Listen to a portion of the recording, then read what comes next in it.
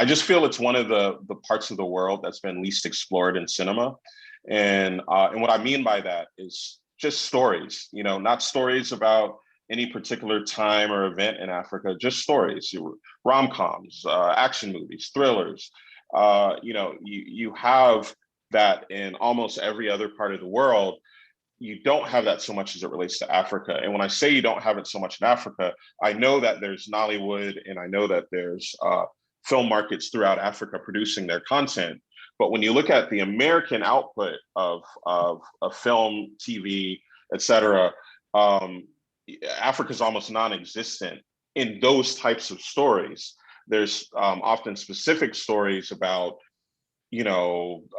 historic trauma or, I don't know, but it's not contemporary Africa. It's not the city of Nairobi. It's not the street life in Johannesburg. Like those stories, I feel are absent from cinema.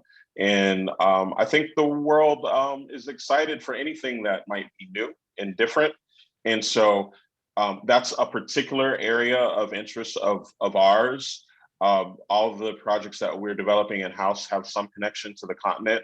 It's not so much companies in Africa, it's just the stories and the culture and the intellectual property of the continent. And sometimes that involves African producers, but sometimes it's African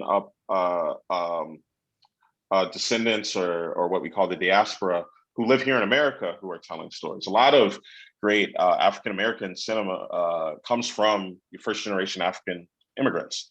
And so that's it's a growing, I think, interest of the industry as well as of ours at Southbox. So you see Africa has a large potential growth in filmmaking? I do. I think the more voices, the better. I think from the vantage point of being a streamer or a digital platform, the world is boundless. There are no borders. And so they're really driving the charge and opening up the world, in all its corners, and creating an avenue for more creators to get their stories on screen. So I think that's one of the best things that's happened in the streaming era. There's a lot of projects that are getting made right now that or getting acquired right now and put on mainstream platforms that never would have happened back in the 90s or in the 80s or in the 70s. And so I think that's ultimately changed for the better. Very true. Sometimes I feel like people just don't want to take that risk in this industry, like the people financing. But we saw, like, I don't know if you remember City of God. That was about It's my favorite movie. Literally, the movie City of God was one of the first movies that made me want to make movies. And the reason it was, I didn't know anything about Brazil. I had never been to Brazil. I didn't know there was Black people in Brazil. I didn't know anything about Brazil. But after watching that movie, I mean, I could relate to the people who were there, the story that was told, and empathize. And then also I was fascinated by how culture worked differently there, how everything kind of was human, but still so different than where I grew up and how I grew up. And so it was one of the first movies that made me want to travel. I'm a big traveler. I've been to 55 countries. And part of that wanderlust came from movies like that. There's another movie that takes place in Brazil called Trash. It came out maybe 10, 15 years after that, but it's very similar feel about favelas, and that one's more about the police and the interactions with the youth, but it's also a great movie. And I really like movies that are entertaining first, but teach me something about the world that I don't even really know I'm being taught.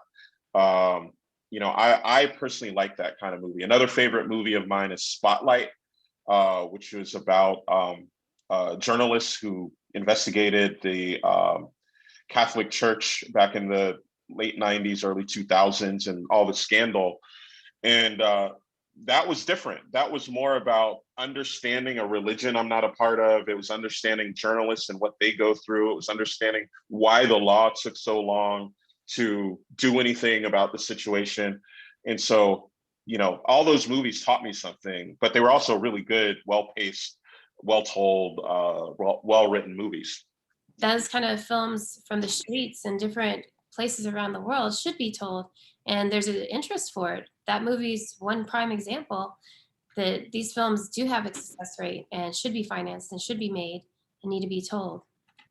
Yeah, I think part of it is a subjective argument, and I feel like that's where those films lose because people will always say, particularly in Hollywood, they'll say like, "Oh, well, that was the exception."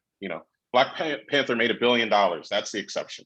City of God, did whatever it did. That's the exception.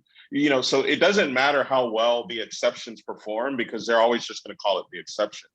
But what I think is if you just remove ego from it and you just let films get funded, Hmm. the data will prove that these films, the films that rise to the top will be the ones that audiences want to see. And there's no, reason to debate it.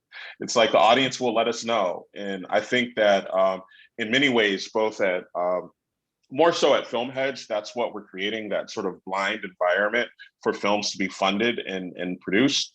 But same thing in other areas. I think that more banks, more financial institutions in the film finance space, I think they'll find that they'll win more if they're making less human decisions about what gets funded, because humans are Unpredictable. often biased and don't really know it. They're unpredictable, they're emotional.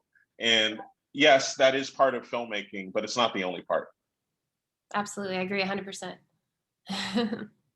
And any suggestion for US filmmakers that want to get more involved with pushing film forward in Africa? I would say be open to interesting stories. So I think one of the challenges for Africa specifically is most people's perception of Africa is limited to what they've seen in media.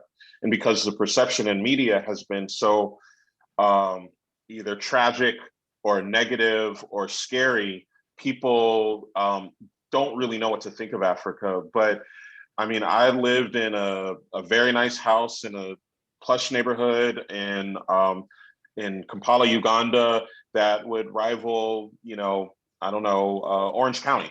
You know what I mean? So like, there's so much more to Africa than just what we've seen. It's not all war, poverty, struggle, death.